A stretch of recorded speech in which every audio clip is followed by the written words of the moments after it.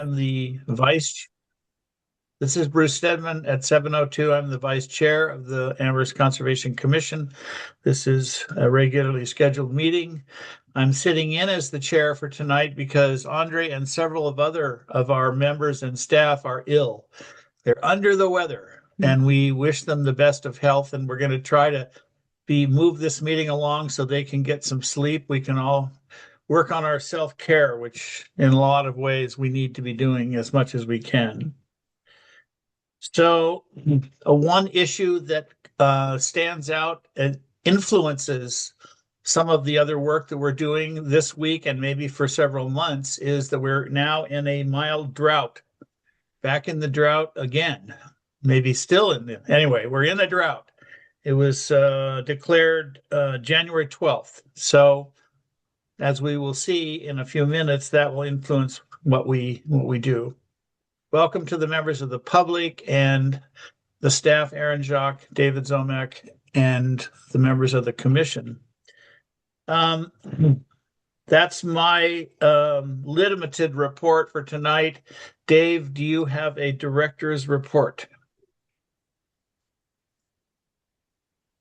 Thanks, Bruce. Can you hear me? I'm having a little connectivity issue tonight. Seems okay. Okay, good. Thank you. Yeah, very briefly, a couple of updates for the commission. As many of you know, we are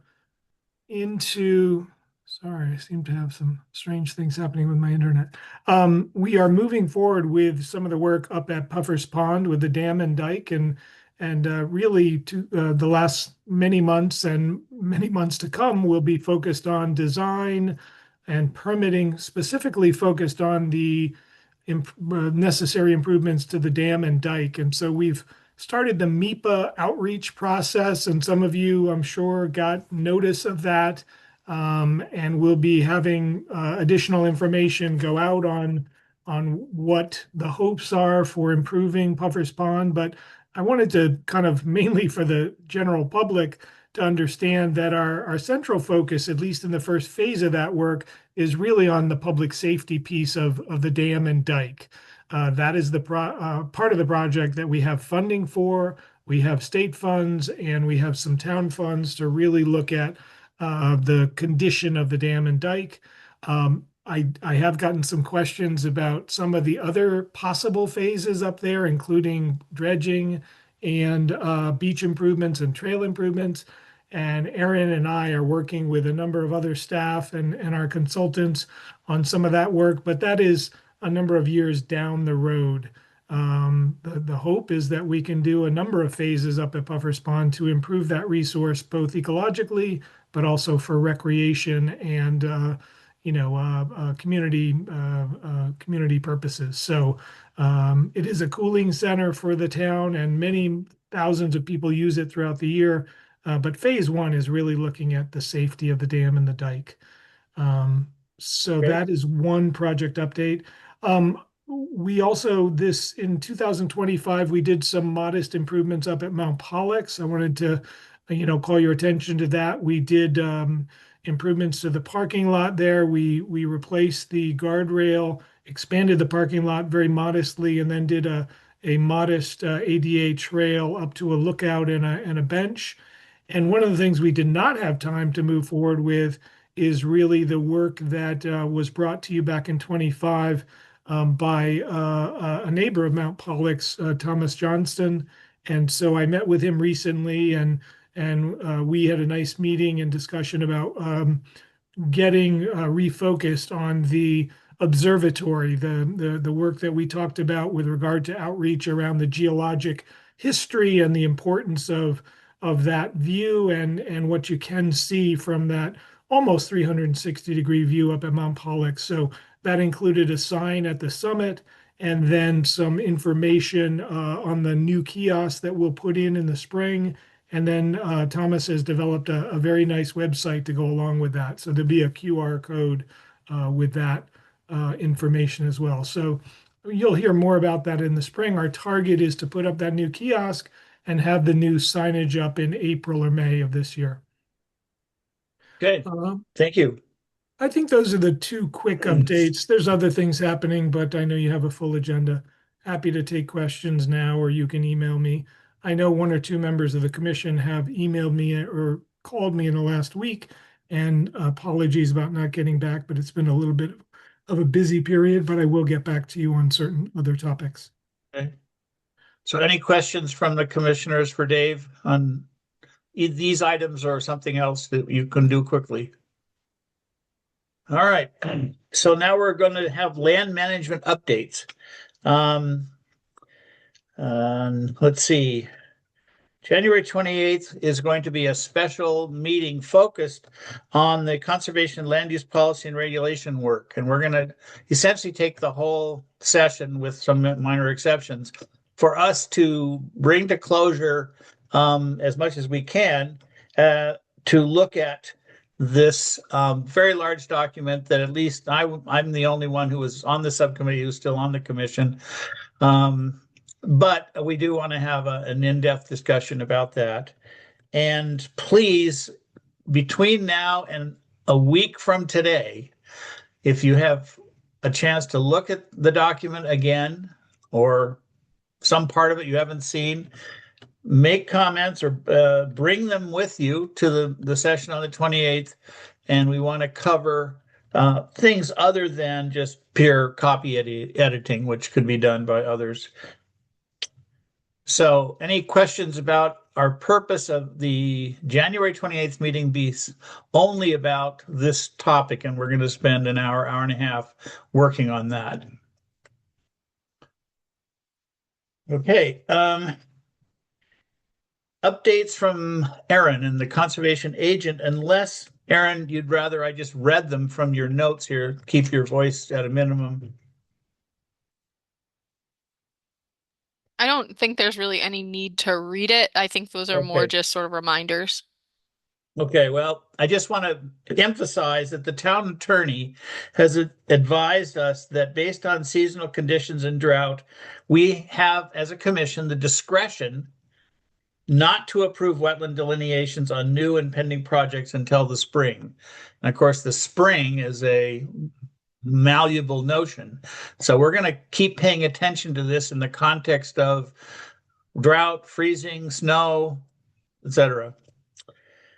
And we'll try to be consistent about this until we really have the conditions that allow the staff and the applicants and where relevant for the commissioners to get out on the field and see in place what's there. There are two hearings tonight that will be, both of which are continued to February 11th to give us the next meeting, January 28th, to be a work session. And then a very quick reminder of the approach we take to hearings, even though these will be relatively short. There's 5 minutes presentation by the applicant if they are here, and if 5 minutes if Aaron has anything to add as the staff, and 5 minutes for public comment. Unless there's more, then there's 2 minutes per person, and 5 minutes for conservation commissioners.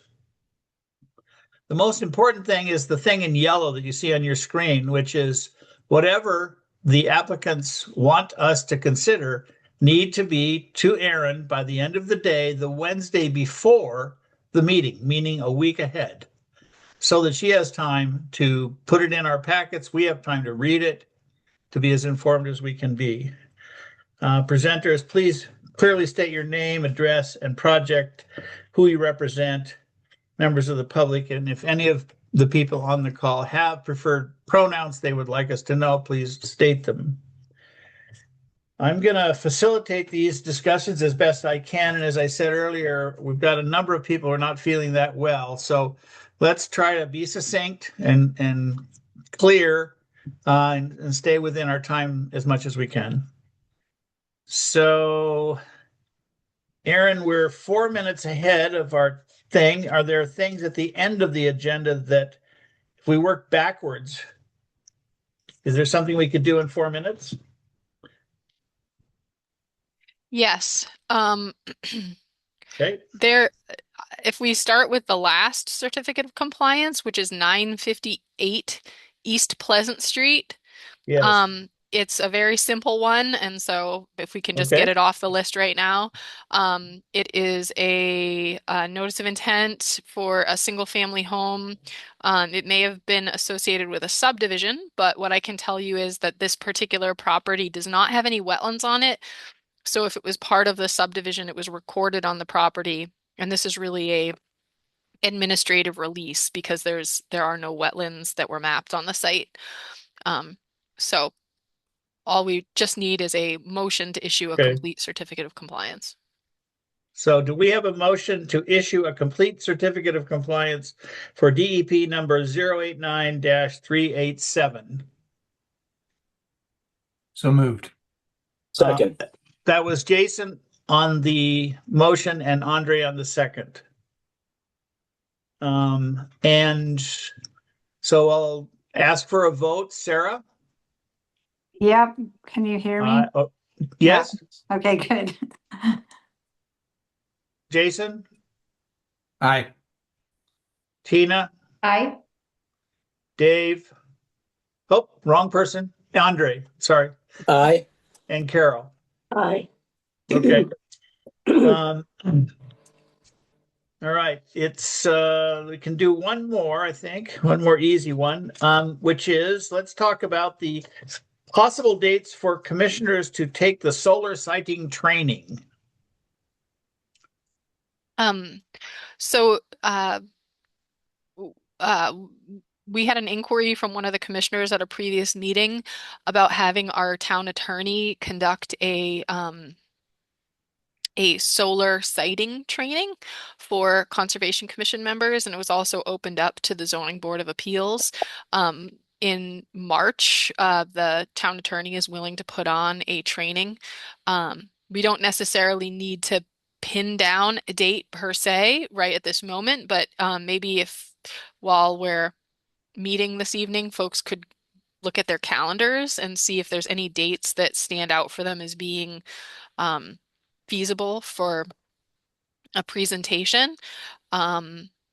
And yeah, I'm just trying to get a sense. I can also do a doodle poll, but I wanted to see if there was any dates, for example, folks weren't available or dates that work better for people.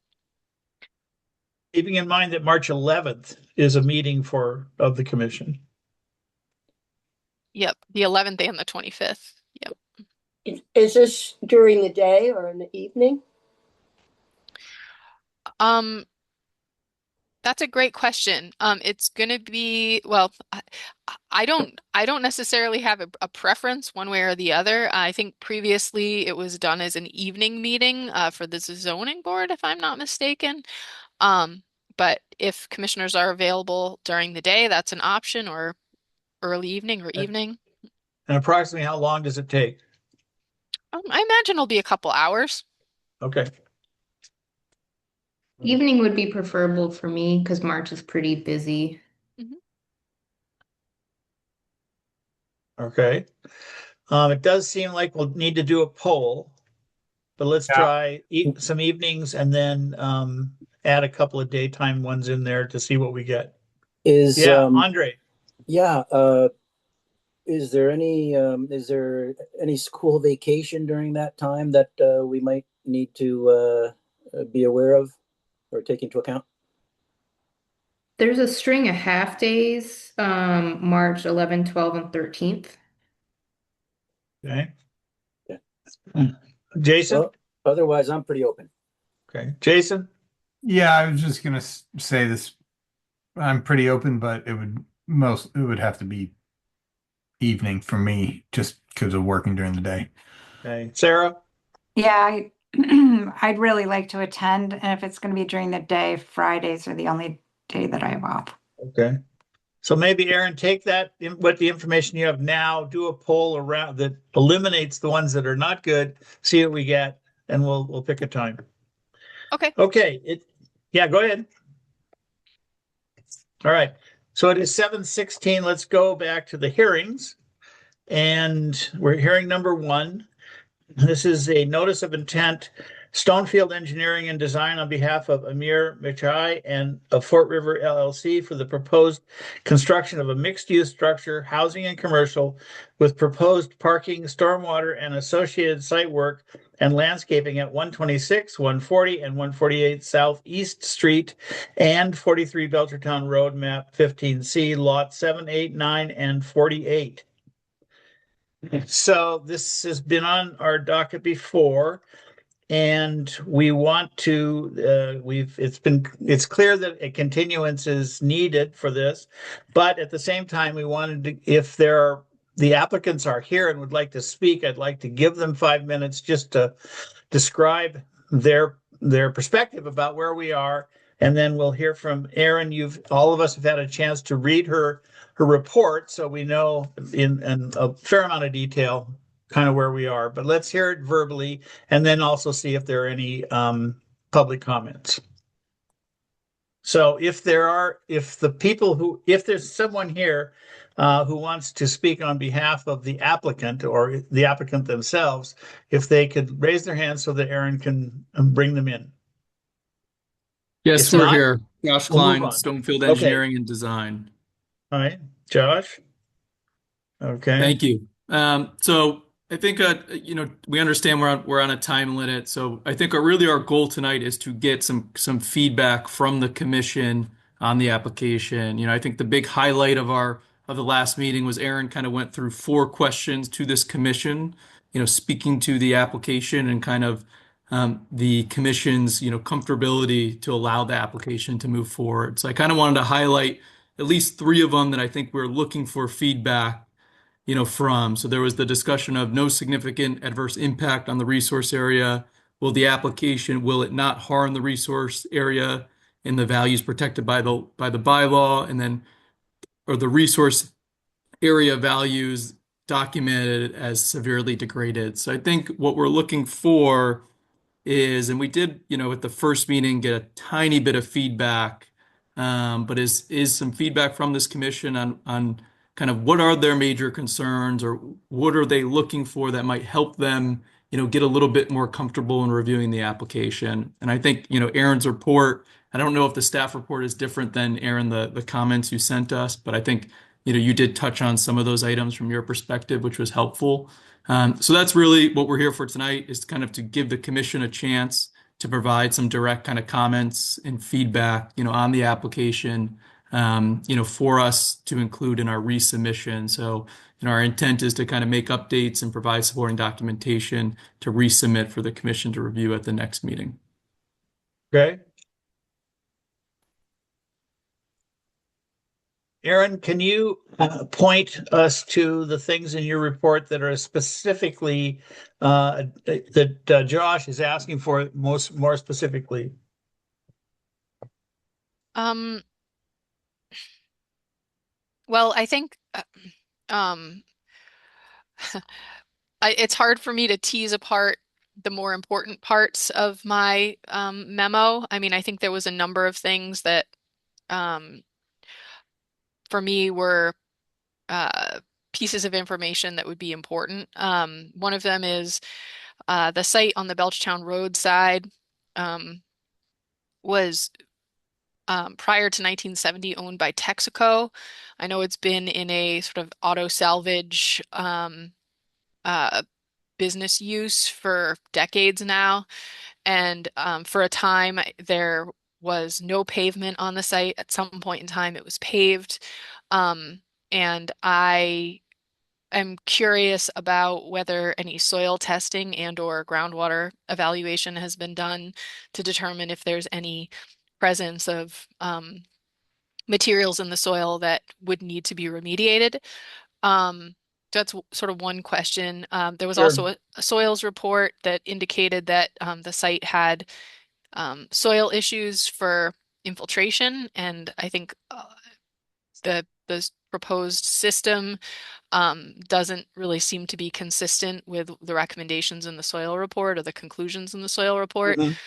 And having met with DPW, the town engineer, as well as the environmental scientists at DPW, were all sort of feeling like a third-party peer review of the engineering would be necessary. Mhm. There's also comments from Rachel, who couldn't be here tonight, and her comment was that we should have a hydrologist look at the site. We had a couple public comments that came in, which are in the public packet, which indicate that there are flooding issues on some properties that neighbor Colonial Village. One groundwater issue where water's coming into someone's basement, and another where there's observed floodwaters on their property. So Okay, those are sort of the top tier items, but there sure. was a number of issues in the report. Okay. And I know Um, we, through Bruce, we have a limited amount of time, so my hope would not be to, kind of go to talk about, we haven't had a chance to Right. address the comments we got from Aaron. We're really here Right. tonight. We have a limited amount of time. We want to give the commission an opportunity if they have comments or feedback or concerns with Right. the application. And we're going to do that. And just to clarify, I think, Aaron, Rachel's email was a reference to a public comment that was made from someone that lives at the address of 43 Bletcher Road, but I haven't received a copy of that public comment. So that wasn't Rachel's comment that a hydrologist.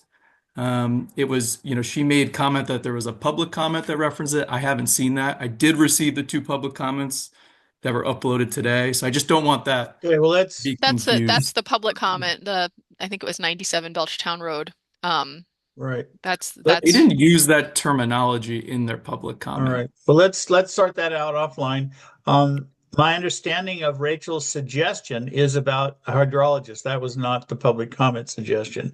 So would encourage you to look at the detail of Aaron's multifaceted report. But let's see if any of the other commissioners have a comment or a quick question that you could answer in the spirit of trying to give the applicant some guidance on the top tier issues that we're concerned about.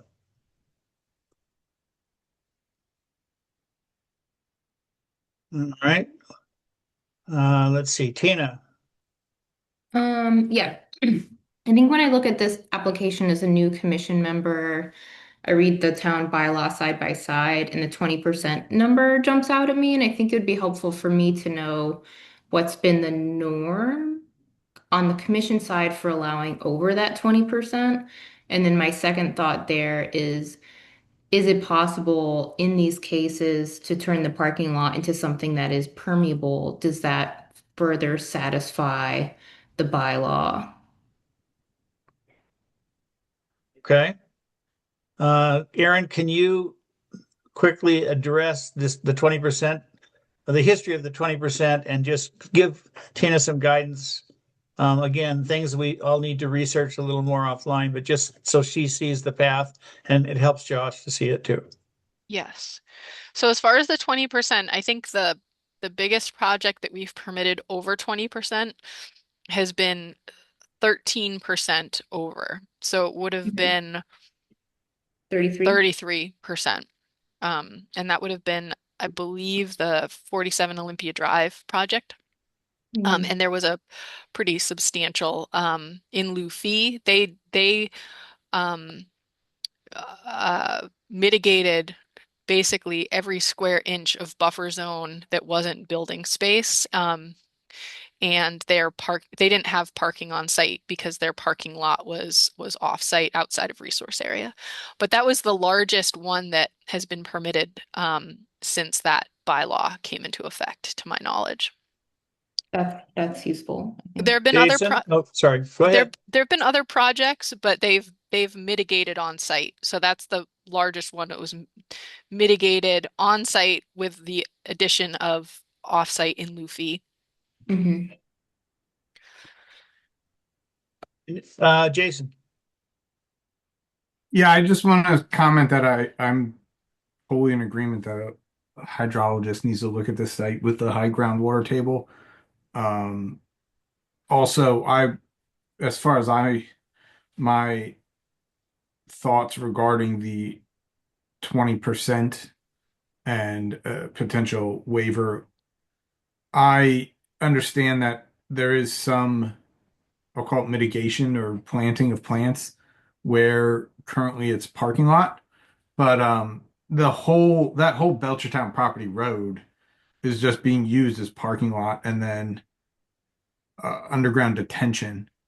Um, and most of that is in the buffer zone. So I have an issue with us potentially setting precedent for parking. It's not livable space. Like it's not commercial, it's not livable. It's just a parking lot. And to have a very large um exceedance of the 20% rule for parking really doesn't sit well with me. Um, if it were a building, if it were livable space, I would be far more open to it. That's not to say that I'm not saying that I am not open to it now, but I have very big reservations about such a large exceedance for just parking. Okay, let me just note on the parking question, and then I'll go to Andre. But in Aaron's report, there's a section that talks about discussions with the planning department having to do with options available to reduce the amount of parking. And there were several options that she listed in her memo. So that's something that I assume that the applicant has seen. And if not, maybe Aaron, be sure they do see that particular part, section K of the has to do with options for fewer parking places. And it relates to the permeability side of this question. So, Andre. Thank you.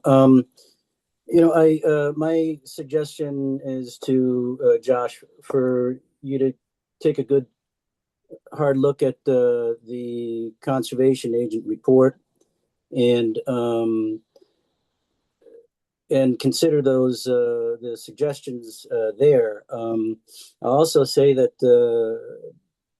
I think we're kind of at a lack of information where we really do need some hydrology study, as well as I'd like to find out or hear a little bit more about how we're going to get that water to go down below the surface, because it doesn't look like what you're proposing is going to be working very well. So, if you can address those issues as you go, as we move forward, I think we'll have a lot better chance to give you more meaningful suggestions on how you can proceed. Any other Conservation Commission comments? I skipped over what I should have done was to ask the public first, and I didn't do that. So now we'll see if there's any public comment on this question, on this particular hearing.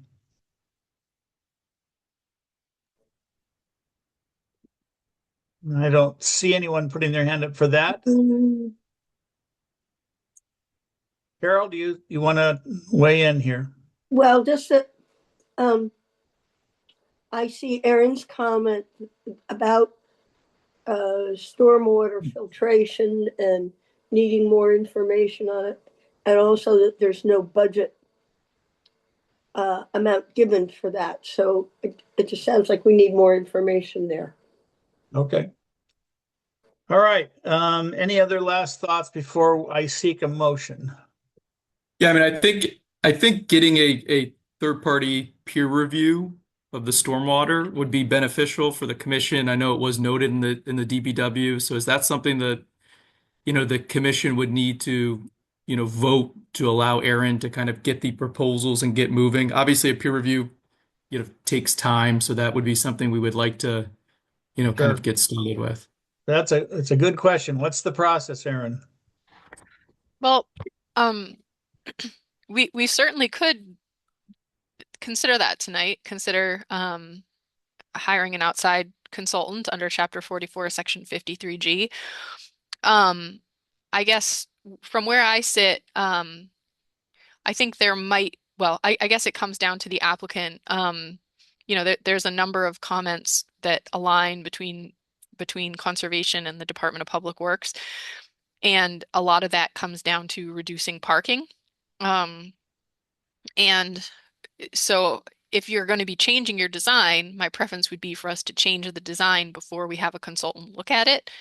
I'd rather not hire a consultant and have the plan change drastically in the course of review, because I think that's going to take more of the commission's time and going through multiple iterations of revisions. I'd rather sort of get closer in terms of a plan the commission is comfortable with and would be more willing to consider approval of. And if we could get a plan that the commission felt a little more comfortable with, like maybe reducing some of the pervious surface within the buffer zone, maybe a little more mitigation, those types of things, I think then having somebody look at it at that point and kind of do a final check of it with suggestions would be great. But we can go either route. It's just a matter of how much time and money is spent on a peer reviewer. No, I would agree. We wouldn't want the peer reviewer to review anything before a submission, but we just would want to make sure, I guess, the right people are empowered to get the proposal and be able to start the process. Because we wouldn't want to then have to go in the commission, then, get whoever needs to be authorized to request it, have to wait another 2 weeks to get the proposals back. And then, unfortunately, some peer reviewers can take, 6 to 12 weeks and then wait an additional, 6 to 12 weeks. Well, usually a peer reviewer wants to see the plan they're reviewing when they give you a quote. So typically, like when you're seeking quotes, they'll say, let me look at the application before I provide the quote to you of the estimate of how much it's going to be to review it. So, but again, I'm happy to start the process and get that going and explain to them sort of where we're at and share with them where we are, but say that the plans could change significantly from what we're seeing right now. So if you're comfortable with that, I'm willing to move forward. Part of Josh's question, Aaron, I think was, does it need a formal vote of this commission for you to start the process? Yes, it would. Okay. So can you tell us the precise language of such a motion? So it's a little difficult to do on the fly, but it would Sarah, basically. I'll come back to you in a second. Sure. Go ahead. Oh, you're going to type while Sarah talks. That's a good idea. Sarah. Oh, I just have a really good question. Who pays for the peer review? The applicant. Okay. But the applicant, basically what happens is the town seeks a quote or quotes from vendors, selects a vendor, and then the applicant provides a check to the town. The town sets up a contract with said vendor. The vendor works for the town, and the town pays the vendor with the funds.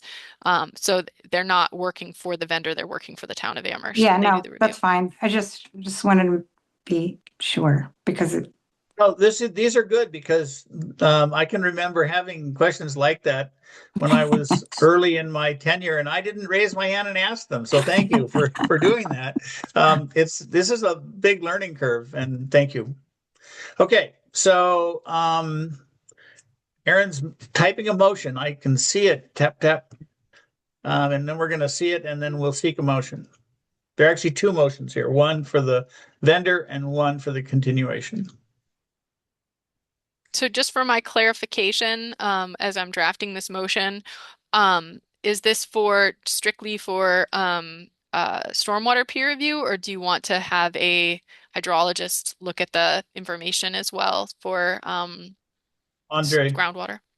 I would like there to be a vote for each. Okay, Josh, a clarification? Yeah, I would just like to confirm, I guess, Aaron, with the hydrologist, what the scope of work they'd be looking at, and maybe if there's other applications this commission has requested that for. It's not a typical professional that's requested. We are subject to a stormwater permit. Typically, this is done by a qualified engineer and a peer reviewer. So I just want to understand, I guess, what they'd be looking at and maybe what sections of, the commission's purview, I guess, they would be reviewing. A stormwater peer review, I think, is very relatable. That would be the only thing on that side of things. Yeah, so the suggestion for hydrologist was only made this evening to me, so I have not been able to fully prepare a scope of work for a hydrologist. This is kind of on the fly. I think the concern that was raised by Rachel, who's a Conservation Commission member who couldn't be here tonight, was relative to looking at groundwater. And I know there was a suggestion made by an abutter to install a groundwater monitoring well for during construction and after construction to see the depth of groundwater. I think the concern from Rachel was movement of groundwater and how construction of a project can change how groundwater moves and how it impacts others. So to be completely honest with you, I don't have a scope of work worked out, but those are sort of the details that had been discussed by others, members of the public, and the other commissioner who made the suggestion. So I think it might be some combination of evaluating groundwater levels, maybe on and in the immediate vicinity of the site, to try to assess how the proposed project might impact groundwater and or if there's any mitigation strategies. I don't know if you guys have done any evaluation of groundwater at all relative to the site to try to see, since there's high groundwater here, what the impacts might be of the proposed project that said hydrologist could look at, or if there's information beyond what's been submitted to us, I guess is what I'm getting at. Okay. Yeah, we did prepare a geotechnical report. I guess I would say I'm uncomfortable with the idea of voting on that without further information. I think it might be something that maybe we would want to discuss with you on what the scope of work is and what they're looking at. It does feel like it would be putting a little bit of an unfair burden on this applicant. And in fairness to Rachel, she's not here to describe her suggestion either. So let's see. I think Sarah has her hand up, and I think Josh and Aaron just have their little things going. Sarah. Yeah, I just was trying to sort of reiterate a little bit what Aaron was saying, that I'm not totally familiar with with the process, but it does seem like it is worth being sure about what we're moving forward with before we have a peer review, especially since I reviewed the last meeting and it wasn't clear that the commission was comfortable moving forward with the waivers that are being requested, which might mean that in order for the plan to go forward, it would need to be changed. So it seems like it might be I'm just reiterating what I heard Aaron say, it might be a little early to be starting with a peer review before we're absolutely sure what we're reviewing. Is that not right? Yeah, I don't disagree. I guess the other piece is, the commission does not have to act or not act tonight based on the applicant. So, for example, if the commission felt like it was important for us to take this vote tonight, they could take that vote, whether it's for stormwater or hydrology. If they want to hold off and wait until February 11th when there's a revision available, the commission can do that too. We don't have to act tonight. It's really completely at your discretion. Okay, so let's look at the motion you wrote for stormwater. I propose we set the hydrology question aside until the February meeting, allow Rachel a chance to be part of the discussion. And let's see what we get in terms of people's view on this question of at least starting the process. It's kind of in draft. I'm still drafting it, to be honest with you. That's all right. We can continue to work on this. I mean, I think it's just move to hire a third-party peer reviewer under Chapter 4, Section 53G to conduct a third-party review of the stormwater. I mean, I think this is where the details matter, because what are we having them review? We're having them review the stormwater management plan, which we haven't even received all of the pieces of the stormwater management plan yet. Well, how about a review of a future stormwater management plan? Okay, let's see what Jason and Andre think we should do in this situation? I would, I would tend to err on the side of I'll ask the question, Aaron. Do we need to, can we just make a motion to allow them to start the process of at the very least going out for bid or putting bids together, knowing that the plans aren't, we don't know what they're gonna like to tell them to actually review. As far as Right. So, there's nothing really to review right now. Yeah. It right. seems, So, is that a true statement? so the applicant doesn't put the bid out. It would be the town doing that. So just to make that clear to everyone. And um, yeah, for me as staff, I'd feel more comfortable if I could put together a more comprehensive scope for the services that we're seeking. If you'd like to authorize me to put together a scope of work for that, I'd be more than happy to do that. I could even start soliciting quotes on your behalf, and then I could share those quotes with you at an upcoming meeting, share the scope of services with you at an upcoming meeting, and then at that point you could vote to authorize me to hire one of the consultants. That's a Do we possibility. need a motion to do that, or That- just a sense of the meeting? I think you could make a motion to authorize staff to construct a scope of work for both Okay, stormwater and hydrology peer review, and to seek out quotes prior to the next meeting. And then I Okay. can we have them ready for you to make a motion to authorize the peer All right. review at the next Andre meeting. and then Sarah, and I want to bring this to closure. So, Andre, Yeah, I'll pass. Thank you. okay. I- Sarah? I just want to, I'm sorry, but make absolutely sure these quotes that you're seeking are quotes that have no plan attached to them, or they would have the current No. plan attached to them, subject to possible change. Is that correct? Correct. Carol? You mentioned about new members, and I'm one. I didn't come into this knowing a lot about stormwater, and I'd sure like more information. And I'm going to put a plug in for the fact that the MACC does have courses, such as one in stormwater requirements for wetland protection, and I think that's a good reason why people like me could really benefit from Fair enough. courses like that. Okay, fair enough. So I want to have a motion to see whether we are going to vote to enable Erin to move forward in the way she described. Jason go ahead. But let's try to bring this. I'm preparing to make a motion. Very good. Please do.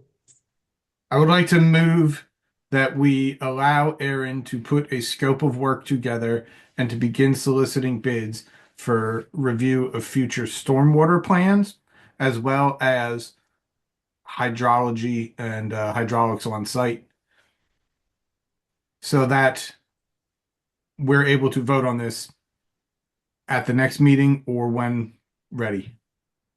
I'll second that. Okay. We have Jason on a motion that he has described and which has been recorded, and Andre with a second. Is there any reason not? Just go ahead and vote, and then we'll see. So, Sarah? Sorry, but it's my understanding that you're not actually they're not being I thought there were, I'm still confused. I'm sorry. I thought that. Okay, let's work it out. What Erin said she would do, she needed the plans to attach to put it out to bid. Jason, your motion is just to draft something that has no plan attached, so it'll be ready to. So we'll vote again next time once the plans are final. Is that correct? We're sort of doing a pre-authorization, as it were. My intention is that she starts the process, she puts the scope together. I think Erin probably has a good idea roughly of what the scope is going to be, and that she can then, once she receives the plans, she can take those plans and she can attach them to the scope and send it out to any potential bidders as a bid package. She doesn't have to wait for the next meeting then for us to Got vote it. to authorize that. This Thank is you. giving her Yep. the ability to start the process I so that understand. once all the plans are in, she can just shoot them off and doesn't need anything from us. Yep, Fair enough. got it. So, Thank you. Sarah, Thank you. do you want to So, hold yes, your I'm- vote or? No, you're a yes? I'm Okay, Carol, Yes. Andre, Aye. Tina, Aye. and I am an I. Checking. I'm Okay. an I as well, Bruce. Oh, and Jason, sorry. Aye. So, Josh, is your hand up again or still? It's up again. I think Just very you know, briefly, because we Aaron. want to do the continuance now. No, I understand. And Aaron, maybe we can set up a meeting. I just think it's appropriate that the scope be reviewed with the applicant as well. You know, usually we would see the scope be approved by the commission, so we'd be able to hear it, but we can set up a meeting this week or next week to discuss. Yeah, I don't agree. That's not you don't get to control this the scope of that, Josh. I think we're able to hear it though, and the commission votes on the scope of work. No, I don't believe so. Okay. Help us with this distinction. So the commission wouldn't actually authorize the peer review to move forward until they had quotes that were presented before them. So I would draft the scope. I'm happy to share the scope with the applicant. If there's an objection to the scope, then we can stop the process and come to the commission meeting next time around. They could also say if they don't want to proceed, they're welcome to withdraw. That's another option. I think there's multiple sort of Okay. steps in the process where we can work together to try to move it along. So Andre seems to be agreeing with that. Josh and Aaron will get together offline and work on the next small incremental steps with the understanding that anything significant is going to come back to us for a further vote. Now, I would like to hear a motion to continue the public hearing for DEP number 0890765 to February 11th, 2025 at 7:15 p.m. So moved. Andre I'll with the second. motion, I'll second And- Andre's motion. Jason with the second, Sarah, Aye. Carol, Aye. Tina, Aye. Jason, Aye. Andre, Aye. and I'm an I. Okay. Thank you, Josh. Thank Appreciate you. your help. Okay. Okay, it is 7:49 and we're moving on to hearing number 2. A notice of intent with Goddard Consulting LLC on behalf of Roxana and Dakota Freeman for the proposed construction of a new single-family home with associated shed, utilities, driveway, and associated mitigation within the buffer zone of bordering an isolated vegetated wetland at 750 West Street, map 222B, lot 1.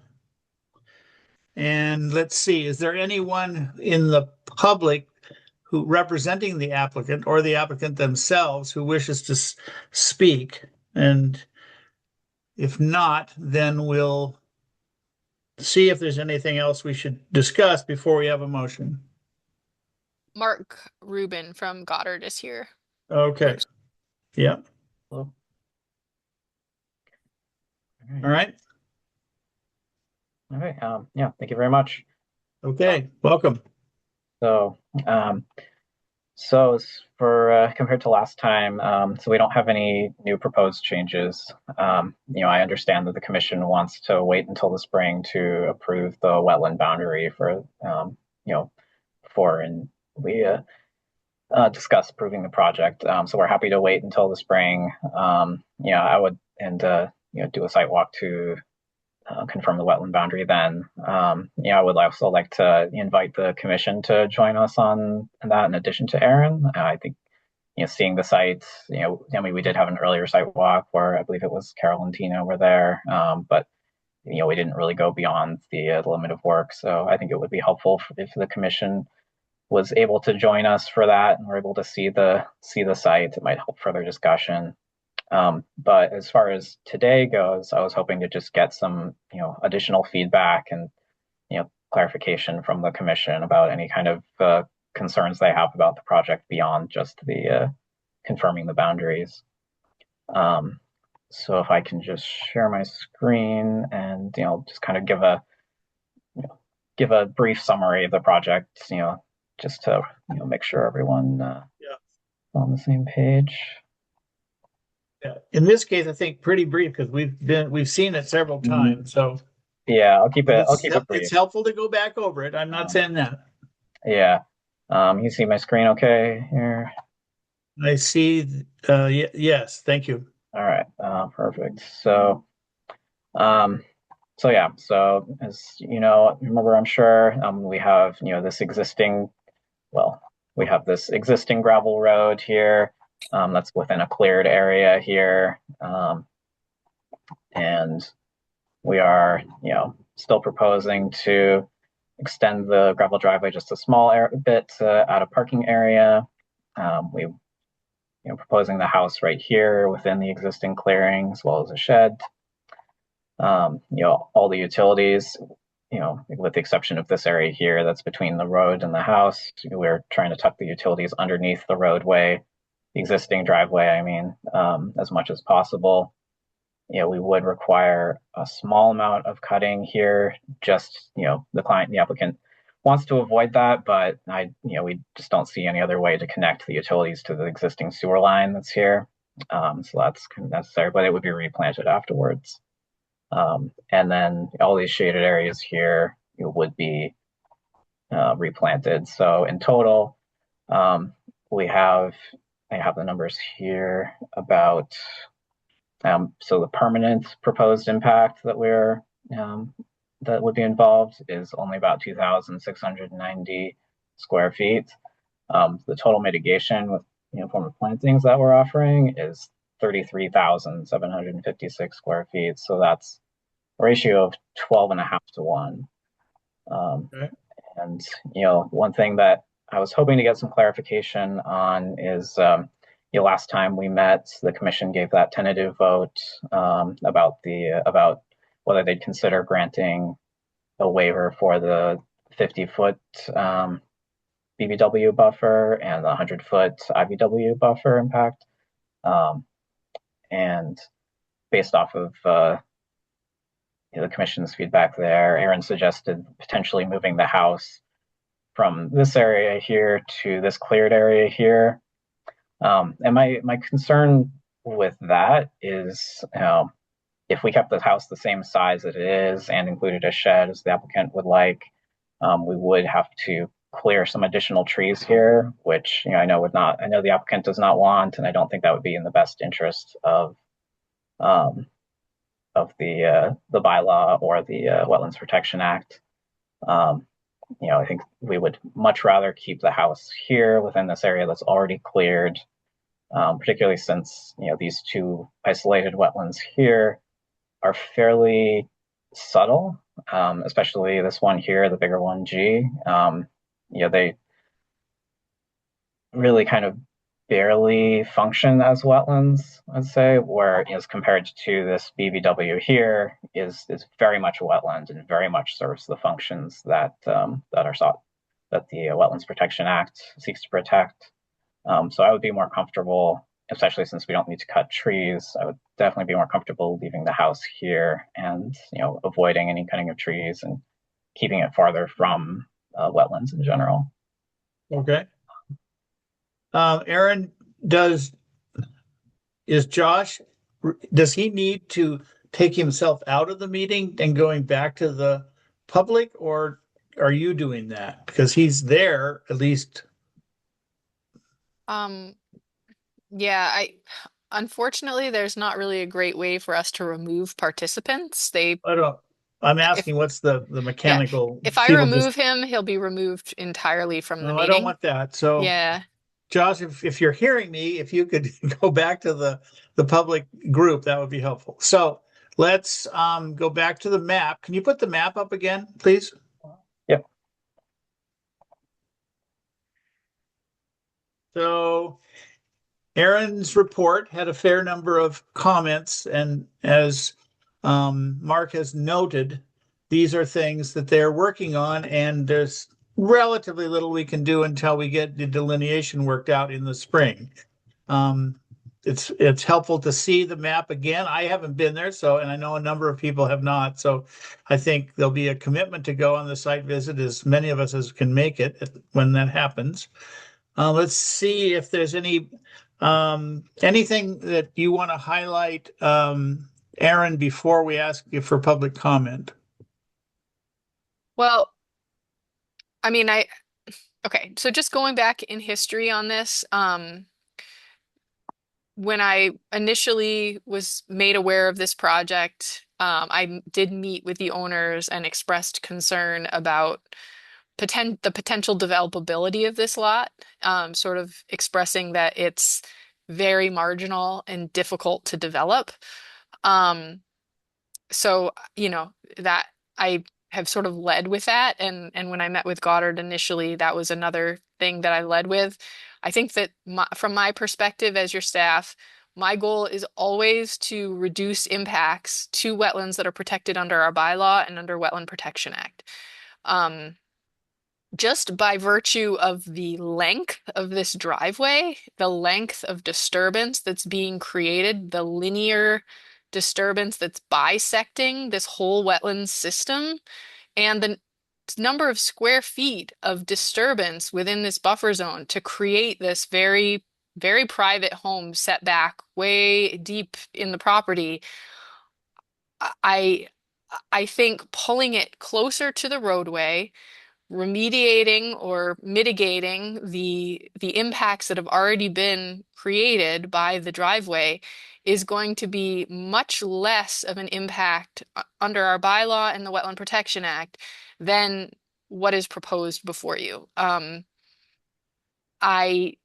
I heard the commission loud and clear that they weren't willing to consider a waiver of the isolated wetland setbacks, and that was what my those are the professional elements Okay. that directed my guidance to the applicant here. Okay.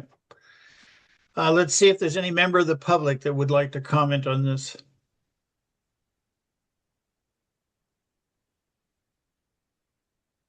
I don't see any hands for that. So,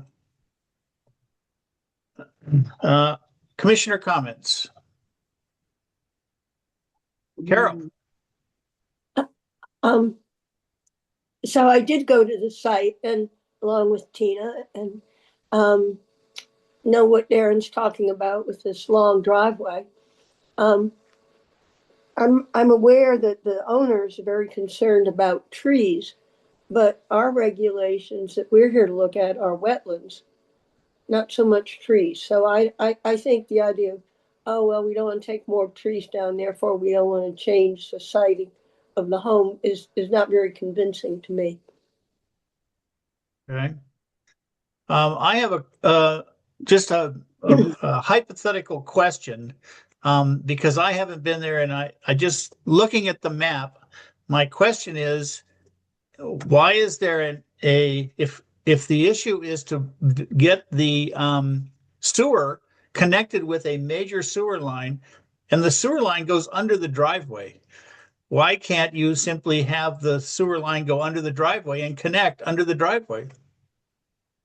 Now, from an engineering point of view, it's entirely possible that I'm totally wrong and it's a crazy idea, but I offer it as something to consider.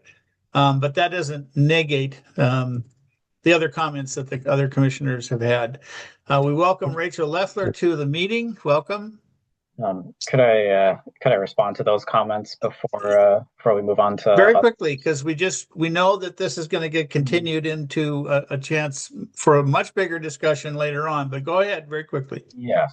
So about Aaron's concern about the distance, could I just clarify exactly what you mean by that, Aaron? Are you referring specifically for the distance between the end of the existing driveway and the house? Is that what you're referring to about that when you're talking about the distance? You're not referring to the existing driveway itself, are you?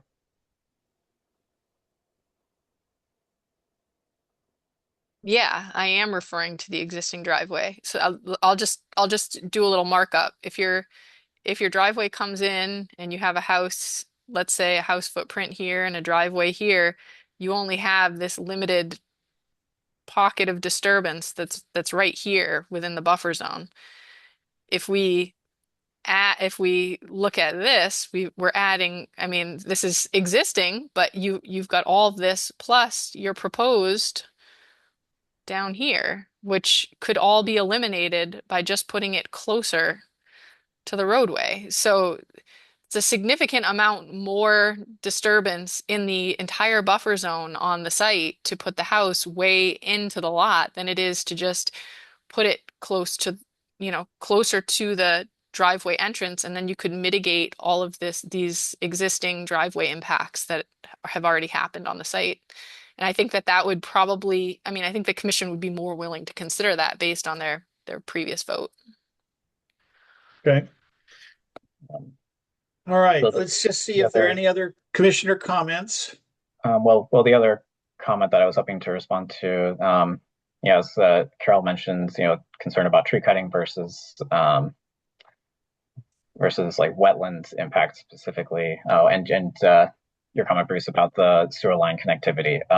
So, You can, in addition to tree cutting, this putting a house here would, cause impact closer to a wetland. It would be different wetlands, but overall we would be having closer impact to wetlands than if we were to place it out here. As far as the sewer line goes, this is not my area of expertise, but my understanding. So there is an existing connection option here, and that's otherwise I think we'd be happy to put the sewer, connected to the sewer line right here and avoid any cutting. But that's right. Well, that may be something for a different department then. Okay. So our goal here was to help Mark get additional information and feedback. We're going to have at least one more major take at this in a site visit and a future meeting when we actually can do much clearer delineation of the different wetlands we're talking about. Any other questions or comments from the commission members? Then I would like to hear a motion to continue the public hearing for DEP number 0890766 to February 11th, 2025 at 7:20 p.m. So moved. That's Jason is the primary motion. Second. That was Tina. Mhm. I'm learning the voices. Rachel? Aye. Tina? Aye. Carol? Aye. Sarah? Aye. Andre? Aye. And Jason? Aye. And I'm an aye. Okay. Thank you, Mark. Thank We'll you. be discussing further in future. Thank you. Okay. We're going to move expeditiously here. So the next thing on the agenda is other business. And it's a request for a certificate of compliance for 169 Meadow Street. And Aaron has told us that the start of this one was before she got here. So that's a piece of the puzzle. And her proposal is that we consider a partial certificate of compliance with the understanding that the requirements for particularly monitoring logs would be continued for 3 years into the future, and that these logs were not provided by the requirement in the past. So let's see if there's anything that Aaron would like us to know that isn't just already on the page here. And then let's see if there are any questions for her by the commissioners based on what you've read there. So That was a great intro, Bruce. The permit was permitted prior to my arrival with the town. It was under construction and or completed before I arrived. They requested, the company went out of business. They're trying to sell the property. They requested the certificate of compliance, but they didn't have any documentation that they had ever maintained the stormwater system over the last 6.5 years. They did submit one monitoring log for 2024, but the order of conditions had a condition requiring that they have 3 years of monitoring logs in order to get a certificate of compliance. There was a number of issues with compliance on this one. There were no monitoring reports submitted to me during construction. But the long and the short of it is they're still on the hook for ongoing conditions and they're still on the hook for some remaining conditions, but they're trying to get the certificate of compliance so that they can transfer the title of the property. And so to try to meet in the middle, I'm suggesting a partial certificate of compliance, mainly because it's sort of a hardship circumstance, so that we still require the operation and maintenance logs for the stormwater system, but that we grant a partial so that they can move forward with their sale. Let's see if any of the commissioners have questions for Aaron, and then in deference to people's health, and as my offering, my gift to you, I am going to read this entire thing so that we can have a motion. I have All a right, question. let's be serious and take questions now. Who's responsible for the monitoring once it sells, the new owner or the people who've been under, who've owned it? The new owner, it would transfer to the new owner, the responsibility. So that would go with the title somehow? Correct. Okay. Yeah. So yeah, it would be recorded on the deed and then it would be included on the document that's recorded. Okay. Are there questions or comments before I read this monster? Bruce, I have a question. Please. Aaron, do we know, is the new owner required to keep these BMPs in place? Or I assume they have the option if they're going to come in and demo it and build something brand new, then that voids all of this. Is that correct? Yeah, so if that happens, they would need to file a new notice of intent because they're partially within riverfront and there's also BVW issues here, so there'd be some buffer zone. They also have a mitigation area that was associated with this, which there is, when a mitigation area is constructed, as you guys all know, it's in perpetuity. So there are some limitations, but yeah, they'd have to come back with a new notice of intent, and this at that point would need to be cleared. So if there was a new notice of intent, we would probably clear out the old order of conditions once a new project was constructed. And is there already a buyer lined up? And if so, do they understand all of their requirements under this? Right, that's a great question. So my understanding is that there is a buyer lined up and they know who's going to be responsible for this going into the future. That name was provided to me. And it is in the motion, the last line is that the order applies to every successor with interest in the property. So it will automatically transfer to the new owner when it falls under new ownership. But you're going to record it before the transfer, right? Before Correct. Correct. Yep. Other questions, comments before we have a motion? Okay. All right. Bear with me I'll now. read it if you want. Sure, I get an offer like that. I move to issue a partial certificate of compliance for DEP number 089-0619 with the following ongoing conditions. WPA condition 19C and G. Note first O&M log was first submitted and filled out in 2024. 3 years of maintenance logs required for complete certification. WPA special conditions. No inspection reports were submitted per SC number 16. It is noted that the restoration mitigation area on the site shall be maintained without alteration in perpetuity. SC number 18, ongoing maintenance of stormwater BMPs per O&M log required in perpetuity. SC number 28, owner remains responsible for ongoing operation and maintenance and still must identify for the commission in writing which party will be responsible. SC number 29, proper disposal of sediment cleaned from stormwater structures is required. SC number 30, owner has responsibility for ongoing maintenance and repair of all stormwater and drainage systems on site. SC number 32, dumping is prohibited in wetlands and streams. SC number 33, additional alteration prohibited without approval. TOA special condition number 15, order applies to every successor with interest in the property. And with that is the all-time record for the longest motion, almost certainly. Do we have a second? I second it without Sarah having to with the repeat it. No, you don't have to read it again. All right. Carol, Aye.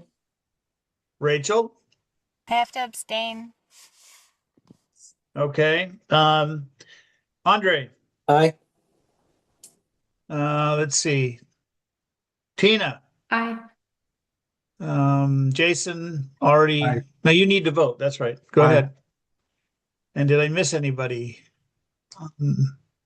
I guess not. And I'm an aye. So thank you. All right. Next on our agenda is our 2 requests for minor administrative changes to orders of conditions. To make it clear, these are projects where the applicant is the town. One is Sweet Alice bog bridging and temporary timber mat crossing. And I think we'd like to try to have a motion to do both of them. So Aaron, if you could show the pictures very quickly so people know what it is that's being requested visually, I think that would help. Yes, bear with me. I will pull those up. I see Dave on. He might give a quick, he might want to present this.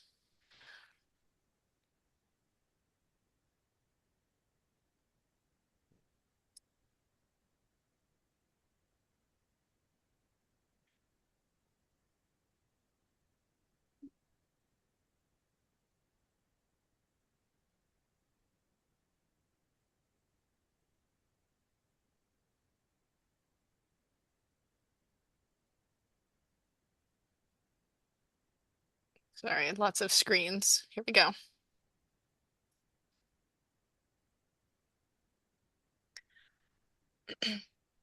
And I'm happy to follow your lead on this if you want. Sure. Okay, so this is an area beside Plumbrook Pond. You can see the pond in the side. The commission issued an order of conditions for this bog bridge, which is currently in existence.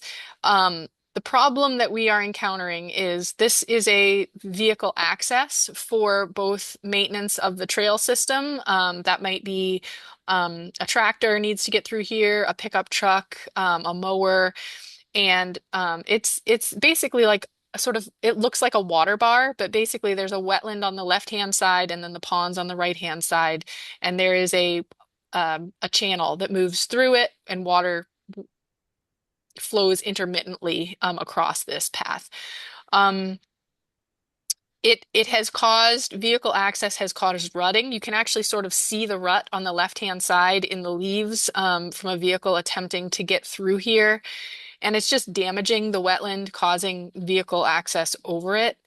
We have gone through a lot of discussions of what to do here. And it's such a small area that we don't really think construction of like a vehicle maintenance bridge is like a permanent one is really necessary.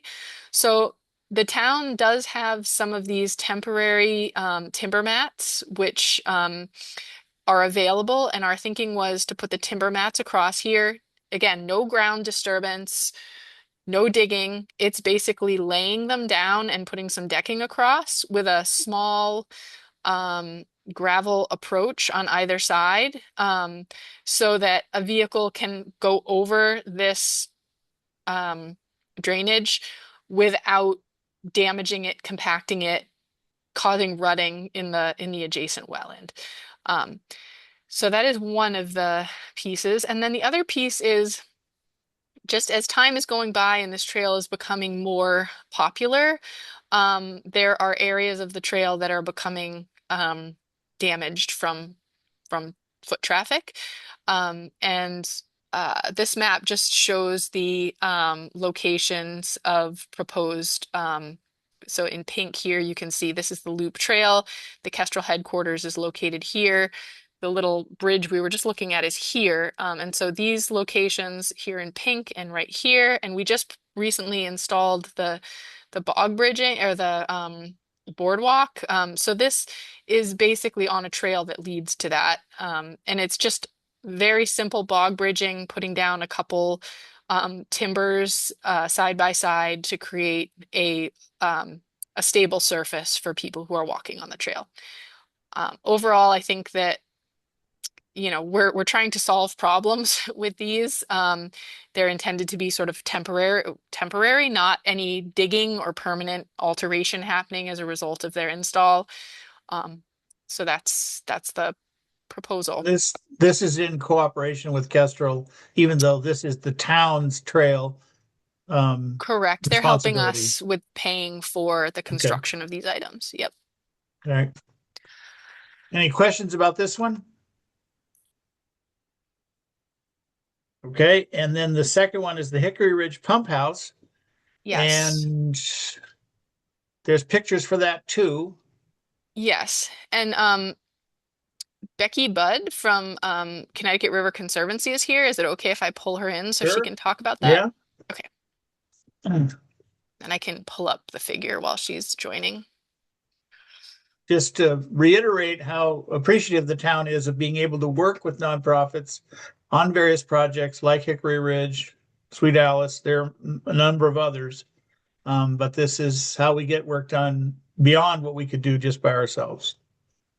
Maybe I could do a quick intro to this. Please do.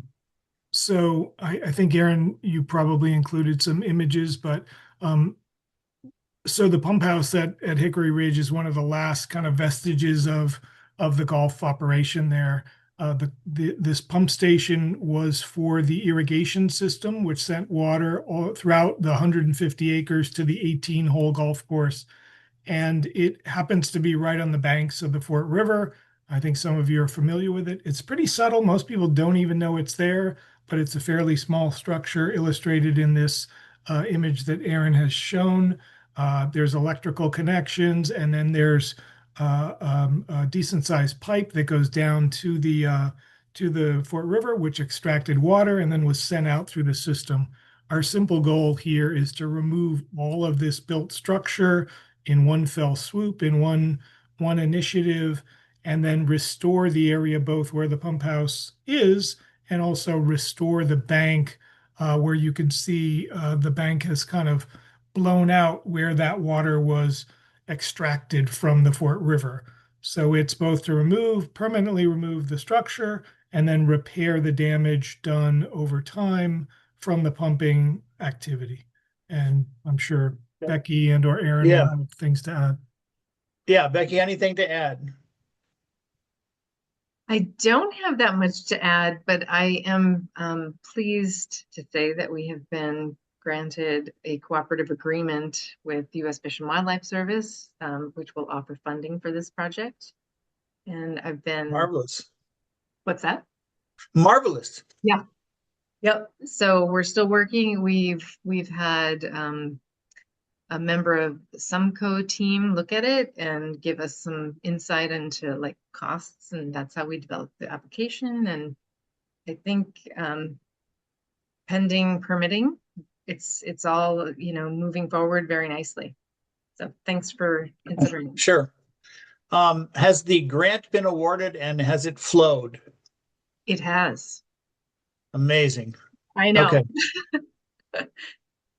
All right. Any questions for any of the presenters here by the commission members? I've got a question. Yeah, Andre. Just wondering what program, just out of personal curiosity, the Fish and Wildlife Service granted you the funds through? That's an excellent question. Usually Dave Sagan, who's our partner working on the project, is representing the Partners for Fish and Wildlife program, but he has two hats and I can't remember the other one right now. But I think it's the Partners program. Aaron, do you remember if it's different? I think it's in the past when we've worked with him, we've had like a cooperative agreement essentially, and they've provided the labor. So in this case, it's actually funding. So I'm not quite sure. I think he is also going to be, providing some assistance in addition to the actual funds.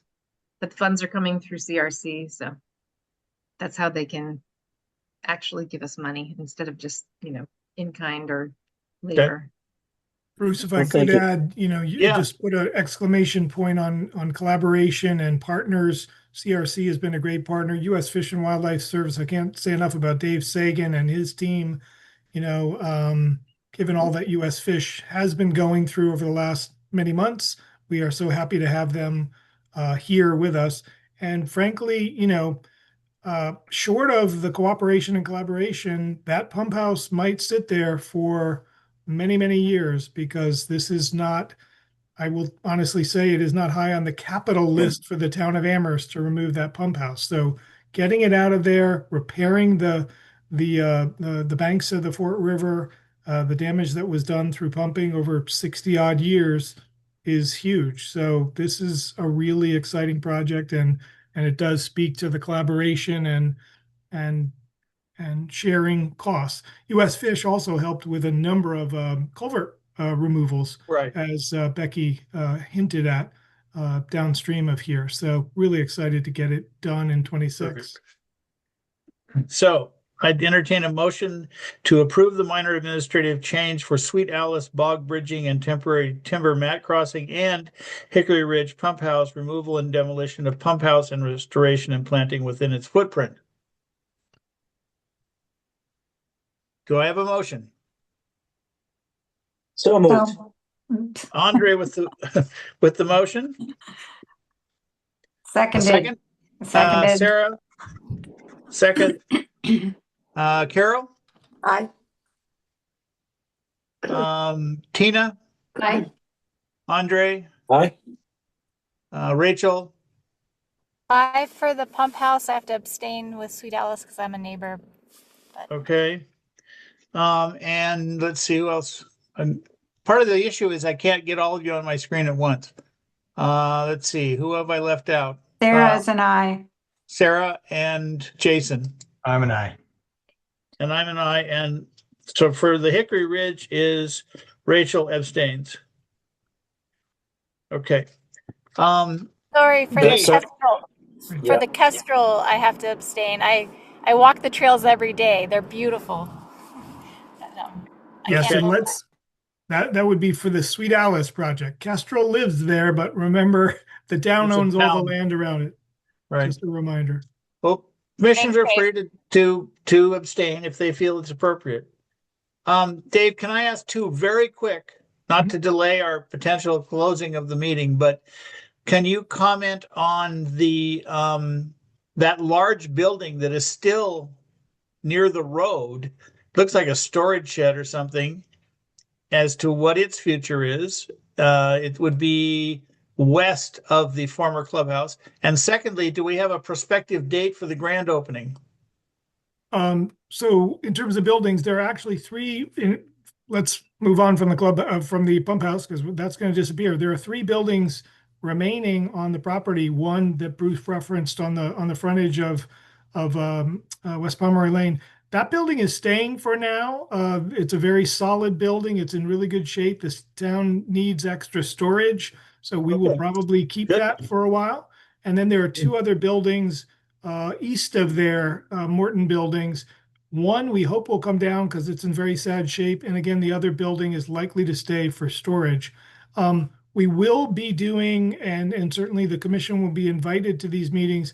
We will be doing some conceptual visioning. I think I've mentioned this before about the frontage, the large potentially buildable frontage on Hickory Ridge. Right. There are certainly town members and community members and committees and boards that would like us to look for alternative uses for where the clubhouse was. Sure. Thank you.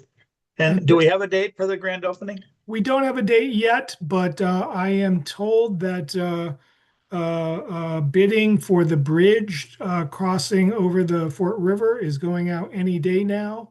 And so that's kind of a major piece. Before we open up the land, we've got to get that bridge across the Fort River, and we need to work with Pure Sky to help them get to the finish line. Actually turn the thing on, right? Yes. Okay. So Aaron, is there anything you want to say about the monitoring reports? Other than there's a whole mess of them. No, but Bruce, we did miss one of the requests for certificate of compliance for I'm 30 sorry. Kestrel Lane. That's okay. It wasn't on the, I don't think it's on the, it was on the agenda, but not on the It's hiding. slides. Yeah, there was two requests for certificate of compliance pages, the 169 Meadow Street, and then there was an Okay. additional page. Well, let's do it because I don't see it. So let's do it. Sure. So okay, this is an application that came in for a small sort of lean-to on the side of somebody's house to store a boat. And it was later amended to add a small tree house in the back of their property. The commission at the time required planting of some blueberry bushes as a mitigation measure for the initial boat structure, and also wanted the applicant to remove 3 autumn olive bushes from the middle of the wetland, and to plant some hollyberry bushes in place of the autumn olive trees that were cut. So the applicant has come today asking for a request for certificate of compliance, but they have asked the commission to reconsider one of the conditions on this permit. So they basically don't want to go into the wetland to remove the autumn olive trees. They submitted a narrative explanation of why. They hired a landscaper to try to do the work, and the landscaper was very squeamish about driving into the wetland to cut these down and remove the root systems, or they felt uncomfortable doing herbicide treatments close to their home. And they have small children and they just felt uncomfortable with it. So, and the other component of this was they were concerned if they got cut that they would just resprout. The wetland itself is full of autumn olive trees, and their feeling was, what is the removal of these 3 autumn olive trees really going to benefit? It's going to have more impact than it will benefit. So I was out there, they did plant the blueberry bushes. Excuse me. But the 9 winterberry hollies were not planted because they were proposed to go where the autumn olive trees were.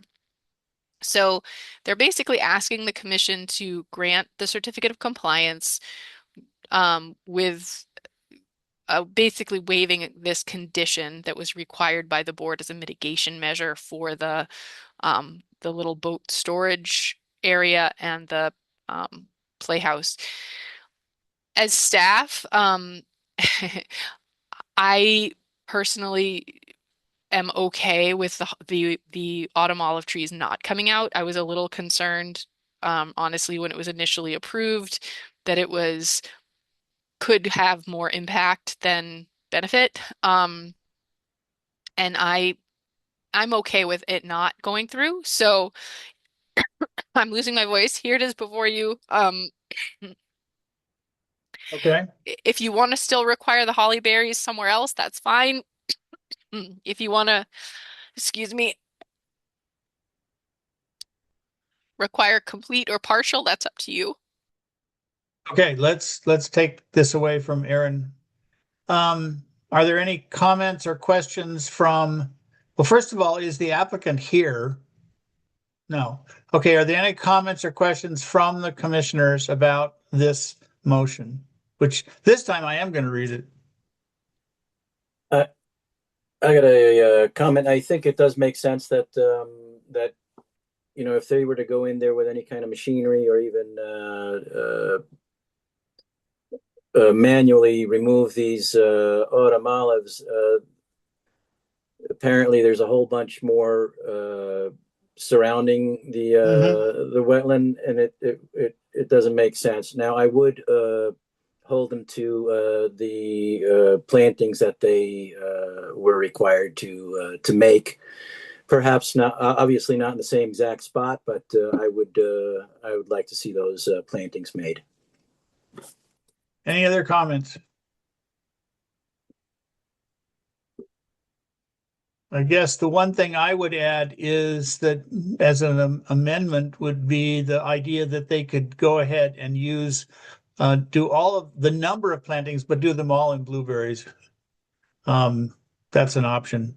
So I think Andre is agreeing with that in a up and down. Okay.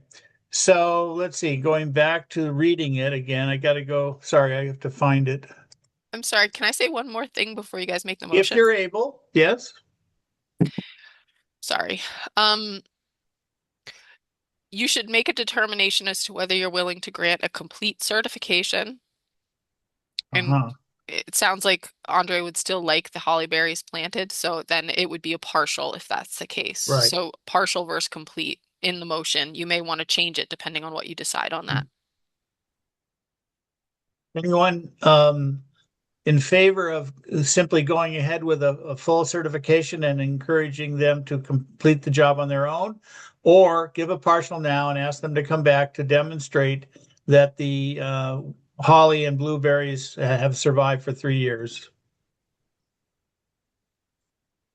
Any thoughts on that? I'm in favor of granting a complete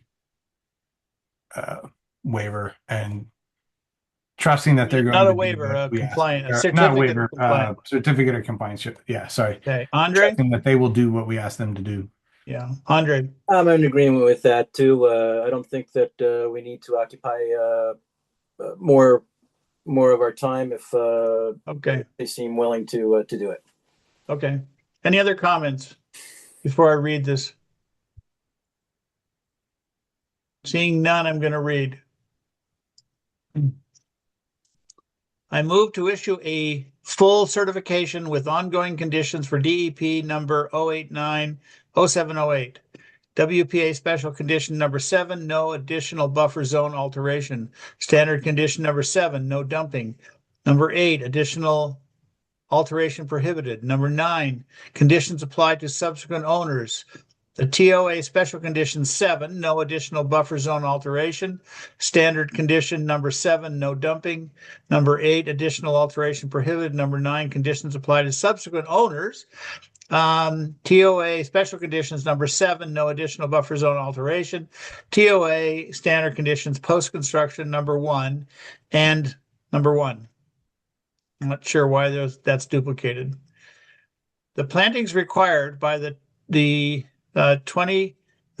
February 7, 2024, 9 winter barley holly and 8 blueberries, or 17 blueberries, or some combination thereof, must be completed and must be at least 50% successful over the next 3 years.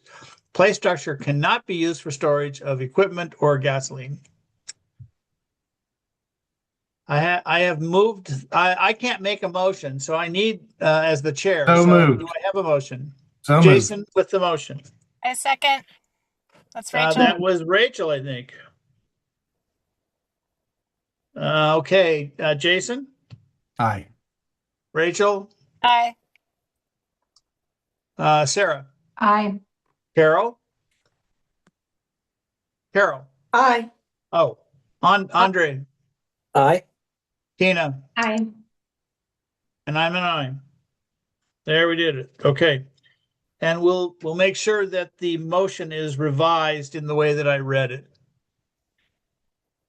Okay, now do we have any other questions at the end of the agenda? Monitoring reports.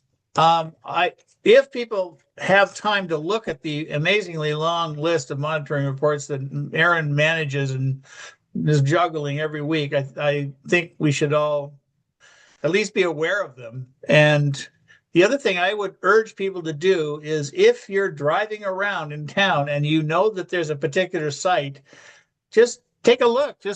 And then if you see something, let Erin know, because she can't manage, she can't see them all. There's dozens and dozens of them. So please help her in that kind of eyes on the situation way. Any other last comments? Any other last public comments? Do I have a motion to adjourn? Move to adjourn. Second. Rachel, Hi. Sarah, Hi. Tina, Aye. Carol. Is Carol there? She's muted. Oh. Yes, she says aye. She says aye. Okay. Jason Aye. and Andre. Aye. Thank you to our staff for staying with us this evening. Remember, please look. Sorry, go ahead. Are you an aye? I am. Therefore, we're technically adjourned. But I also want to remind you to look at the rules and regulations for the conservation lands document. If you haven't seen it, the whole thing, or you want to refresh your memory before our meeting 2 weeks from tonight, which is a working session to try to bring that project to closure. So with that, I bid you adieu. Good night, Good everyone. night, everyone. Good night.